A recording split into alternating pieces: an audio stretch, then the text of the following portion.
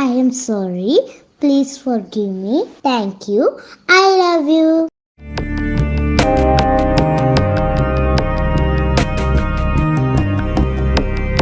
இப்போ பெண்கள்னு எடுத்துக்கிட்டால் பெண்களுடைய மனநலம் ரொம்ப முக்கியங்க. ஒரு குடும்பம் முன்னேறணும்னா, குடும்பம் நல்லா இருக்கணும் அப்படின்னா, பெண்கள் தாங்க எல்லாமே. ஒரு ஒரு வீட்டை கட்டமைச்சு, ஒரு குடும்பத்தை அழகாக எடுத்துகிட்டு போகிறதே வந்து ஒரு நம்ம கட்டடம் கட்டிடுவோம். ஒரு ஆண் வந்து பணம் சம்பாதிச்சு வீடு கட்டிடுவான்.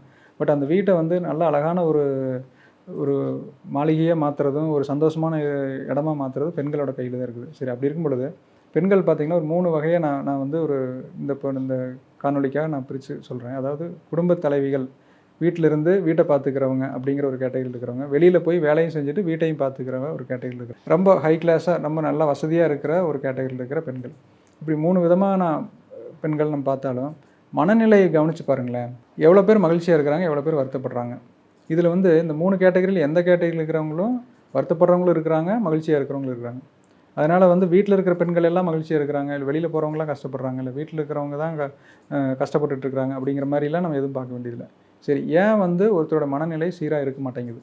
சரி, முதல்ல வந்து நம்ம வீட்டில் இருக்கிற பெண்கள் அப்படின்னு கவனித்து பார்த்தோம்னா, அவங்களுக்கு வந்து எங்கள் வீட்டுக்காரர் என்னை கவனிக்க மாட்டேங்கிறாரு, எனக்கு வந்து அட்டென்ஷனே கொடுக்கறதில்ல, என்னை வந்து அப்ரிஷியேட் பண்ண மாட்டேங்கிறாரு, வெளியில் எங்கேயா கூட்டிகிட்டு போக மாட்டேங்கிறாரு, எனக்கு வேணுங்கிறத வாங்கி கொடுக்க சொன்னால் கொடுக்க மாட்டேங்கிறாங்க. இப்படி பல விதமான எதிர்மறை கருத்துக்கள் அவங்களுக்குள்ள வந்து ஒரு மகிழ்ச்சியாக இருக்க முடியல. அப்போது இதுக்கு என்ன பண்ணலாம் அப்படின்னா, உங்களுக்கு என்ன எதிர்பார்க்குறீங்களோ ஃபஸ்ட்டு வந்து நீங்கள் வந்து உங்களை நீங்கள் கிளியர் பண்ணிக்கங்க. இப்போ வந்து என்னை அப்ரிஷியேட் பண்ணணும் அப்படின்னு நீங்கள் எதிர்பார்ப்பீங்க. ஆனால் வந்து வீட்டுக்காரரை பற்றி கேட்டால் 4 பேர், அதுவும் ஃப்ரெண்ட்ஸ் சர்க்கிள் இருக்கும்பொழுது அவரை வச்சுட்டு இவருக்கு ஒன்று வண்டியோட ஓட்ட தெரியாதுங்க, இவர் எங்கே சம்பாதிக்கிறாருங்க, இவங்க ஃப்ரெண்ட்ஸ் எல்லாம் எப்படி சம்பாதிக்கிறாங்க, இவர் இப்படி இருக்காருங்க அப்படி இருக்காருங்கன்னு சொல்லி நல்லா வீட்டுக்காரரை குறை சொல்லிட்டுருவீங்க. ஆனால் நீங்கள் சமையல் பண்ணால் வீட்டுக்காரரை கவனிச்சுட்டு அதை ஆஹா ஓகோன்னு பாராட்டணும்னு நினைக்கிறீங்க. அப்போது நம்ம என்ன நமக்கு வேணுமோ அதை முதல்ல வந்து நம்ம திருப்பி கொடுக்க ட்ரை பண்ணணும். அது எப்போ கொடுக்க முடியும்னா, நமக்குள்ளே வந்து முதல்ல எல்லாத்தையும் நேர்மறையாக நம்ம பார்க்க தெரியணும். ஒரு விஷயம் நடக்குதா, ஒருத்தர் வந்து நமக்காக ஒருத்தர் கஷ்டப்பட்டு வேலை செஞ்சு சம்பாதிச்சிட்டு வராரு, அவர் பார்க்கும் பொழுது அவருக்கு நன்றி சொல்ல உணர்வு முதல்ல நமக்கு வரணுங்க. அப்போ இந்த ஜென்ஸுக்கு பொறுத்த வரைக்கும் ஒரு அப்ரிஷியேட் பண்ணி ரொம்ப தேங்க்ஃபுல்லாக நீங்கள் வந்து பிஹேவ் பண்ணும் பொழுதுங்க, அவங்களுக்கு மேலும் மேலும் நிறைய செய்யலான்னு தோணும். சின்ன சின்ன விஷயங்கள் செய்யும் பொழுது நீங்கள் உங்களை நன்றி உணர்வு நிறையா காட்டும் பொழுது அவங்களுக்கு இன்னும் பெருசாக செய்யலாங்கிற ஒரு மோட்டிவேஷன் வரும். சின்னதாக தானே ஒரு செஞ்சீங்க, எனக்கு என்ன ஒரு கடையிலேருந்து ஒரு ஸ்வீட் வாங்கிட்டு வந்தீங்க, இதெல்லாம் ஒரு பெரிய விஷயமா, இதுக்கெல்லாம் வந்து உங்களை அப்படியே நான் அப்ரிஷியேட் பண்ணி தலையில் தூக்கி வைக்கணுமா? அப்படி இல்லை. இதுக்கே நீ இது ஒன்றுமே என்னை அப்ரிஷியேட் பண்ணல, என்னை வந்து பாராட்டல, நான் எப்படி உனக்கு இன்னும் பெருசாக செஞ்சாலும் இப்படி தானே பண்ண போகிறேங்கிற மாதிரியான இம்ப்ரெஷன் ஜென்ஸுக்குள்ளே ஜென்ரலாக உருவாயிடும். அப்போது இந்த நன்றி உணர்வுங்கிறது வந்து ரொம்ப முக்கியம். அதே நேரத்தில் வந்து மன்னிக்கிறதுங்க. நீங்கள் அன்றைக்கி இருந்தாலும் ஒரு நாள் ஒரு வார்த்தை சொல்லிட்டீங்கள, அன்றைக்கி அதுவும் உங்கள் அம்மா முன்னாடி வச்சு என்னை இப்படி ஒரு வார்த்தையில் திட்டிட்டீங்கள, இது நான் ஜென்மத்துக்கு நான் மன்னிக்க மாட்டேன், இது வந்து நான் எப்பவுமே யோசிச்சுட்டு இருப்பேன் அப்படின்னு சொல்லிட்டுங்க நிறையா பேர் வந்து மன்னிக்கிறது இல்லை. ஃபர்ஸ்ட் ஆஃப் ஆல் தன்னைத்தானே மன்னிக்கிறது இல்லை, அதே மாதிரி வந்து தன் கணவனையும் மன்னிக்கிறது இல்லை. அப்போது அந்த ஐ எம் சாரி, உங்கள் மேலே எனக்கு ஒரு எதிர்மறை கருத்து எனக்கு ஆழமாக உருவாகிருச்சு, அது எனக்கு வந்து என்னால் அழிக்க முடியல, அதுக்காக நான் வருந்துகிறேன் அப்படிங்கிற அந்த முதல் வார்த்தை ஐ எம் சாரி சொல்கிறீங்க, ப்ளீஸ் ஃபர்கிவ் மீ, இதுக்காக என்னை மன்னிச்சிருங்கன்னு சொல்லி உங்களே நீங்களே மன்னிச்சுக்கிறீங்க. நீங்கள் போய் வீட்டுக்கார்ட்ட மன்னிப்பு கேட்கல, நான் வீட்டுக்காரரை நினச்சி சொல்லுங்கன்னு சொல்லும் பொழுது, என் வீட்டுக்காரரை நினைக்கும் பொழுது எனக்குள்ள ஒரு எதிர்மறை கருத்து, அவர் சொன்ன வார்த்தையினால, அவர் என்னை ஒரு டைம் அடிச்சிட்டாரு, ஒரு டைம் கை நீட்டி அடிச்சிட்டாரு, ஒரு டைம் வந்து அவங்க அம்மா முன்னாடி என்னை வச்சு திட்டாரு, குழந்தைங்க முன்னாடி என்னை திட்டாரு, ரொம்ப ஒரு கெட்ட வார்த்தையை சொல்லி திட்டாரு, அதை வந்து என்னால் மறக்கவே முடியல அப்படிங்கிற அந்த உள்ளுக்குள்ளே நீங்கள் வச்சுட்டு இருக்கிறீங்க இல்லையா, அது வந்து உங்களுக்குள்ளே என்ன பண்ணுதுன்னா, ஒரு அழுக்கை வந்து நமக்குள்ளே வச்சுருக்கிற மாதிரி, ஒரு கிருமி நமக்குள்ளே வச்சுருக்கிற மாதிரி, கிருமி நமக்குள்ளே இருந்தால் என்ன பண்ணும், கெடுதல் பண்ணும். அப்போ நம்ம என்ன பண்ணுறோன்னா, நமக்குள்ளே இருக்கிற அந்த அழுக்கையும் அந்த கிருமியும் எடுத்து வெளியில் போடுற மாதிரியே, நம்ம போய் எங்கள் ஹஸ்பண்டை நினச்சி I am sorry please forgive மீன்னு அவர் முன்னாடி போய் கை கட்டி நம்ம முட்டி போட்டு நிற்கல. நீங்கள் என்ன புரிஞ்சுக்கணும்னா, நமக்குள்ளே இருக்கிற எதிர்மறை கருத்தை நம்ம தூக்கி வெளியில் போடுறோம். அதனால் நம்ம உடல் ஆரோக்கியம் வரும். பெண்களுக்கு பார்த்திங்கன்னா நிறைய அந்த கட்டி வர்றது, டிப்ரெஷன் ஆகிறது, இது எல்லாமே வந்து அவங்களுக்குள்ளே இருக்கிற இந்த நெகட்டிவ் ஃபீலிங்னால் வரக்கூடியது தான். நம்ம உடம்புல நோய் வர்றதே வந்து இந்த நமக்குள்ளே இருக்கிற இந்த எதிர்மறை உணர்வுகள்னால. அதே மாதிரி தேங்க்யூ சொல்லும் பொழுது, அவர் இத்தனை செஞ்சுருக்காரு, நான் அதுக்காக அவருக்கு தேங்க் பண்ணுறேன், அப்புறம் அதுக்காக நான் அன்பு காட்டுறேன் அப்படின்னு இந்த ஐ லவ் யூங்கிற வார்த்தைங்க நம்மளாம் மறந்துட்டுன்னு நினைக்கிறேன். கணவன் மனைவிக்குள்ளே வந்து மேபி ஆரம்ப கட்டத்தில் சொல்லியிருப்பாங்க. ஒரு கல்யாணம் ஆகி ஒரு 3 வருஷம் 4 வருஷம் ஆனவங்களாம் பார்த்திங்கன்னா அந்த ஐ லவ் யூங்கிற வார்த்தையே மறந்துருக்கும். 10 வருஷம் 20 வருஷம் ஆகிட்டுனா சொல்லவே தேவையில்லை. என்னமோ இருக்குதா, வண்டி ஓடிட்டு இருக்குது, அவ்வளோதான். அப்போது நமக்குள்ளேயே நினச்சி ஐ லவ் யூன்னு சொல்லும்போது நீங்கள் நேரில் கூட சொல்லிக்கலாம், தப்பு இல்லை. சரி, சொல்கிறதுக்கு கூச்சமாக இருக்குது, அவர்கிட்டலாம் போய் சொல்ல முடியல அப்படின்னா நீங்கள் மனசுக்குள்ளேயே சொல்லிக்கிறீங்க. இப்போ இந்த 4 வார்த்தைகள் மனசுக்குள்ளே சொல்லும் பொழுது நீங்கள் அப்படியே க்ளீன் ஆகிடுறீங்க.